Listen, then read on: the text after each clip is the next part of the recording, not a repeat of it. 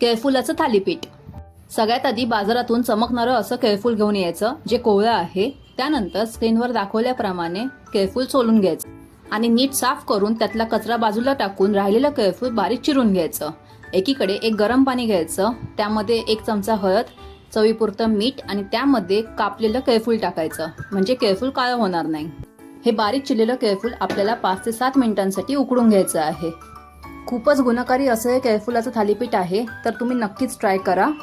स्क्रीनवर दाखवल्याप्रमाणे अशा प्रकारे हे केळफूल उकडल्यावर दिसेल. त्यामध्ये आपल्याला 1 वाटी बेसन, अर्धी वाटी तांदळाचं पीठ, उभा चिरलेला कांदा, बारीक चिरलेली कोथिंबीर, मालवणी मसाला किंवा तुमच्याकडे जो आहे तो मसाला, आलं लसूण मिरची ह्याला ठेचून घेतलंय आपण 1 चमचा, हळद, मीठ, गरम मसाला, तीळ, ओवा असं सगळं साहित्य घालून आपल्याला ह्याला मिक्स करून घ्यायचं आहे. मिक्स करताना लागेल तितकंच पाणी घालायचं आणि हे अशा प्रकारे मिश्रण तयार करून घ्यायचं. त्यानंतर एका कपड्याला पाणी लावायचं आणि स्क्रीनवर दाखवल्याप्रमाणे थालीपीठ थापून घ्यायचं. थालीपीठला छिद्र पाडायची आणि पॅनवर थोडंसं तेल किंवा तूप टाकून थालीपीठला दोन्ही बाजूने शेकून घ्यायचं.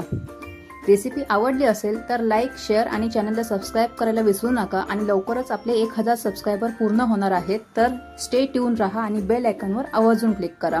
आणि इंस्टाग्रामला मला कोकण कन्या 299 वर नक्की फॉलो